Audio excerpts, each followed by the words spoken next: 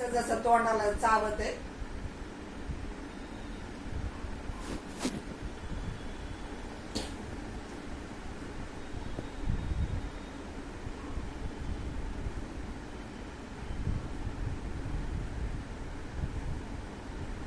बरे का अरे खाल्लं तर राहताल चांगले.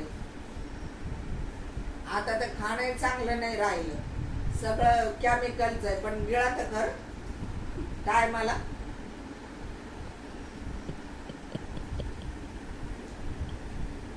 नाही पण त्या घरात आहे ना सगळ्याच खाणं शायनिंगच झालं. ते वट उलशक वर करायचे, मग त्या तोंडात घालायचं, मग ते चावायचं. मी तर उगाच गंमतच बघत.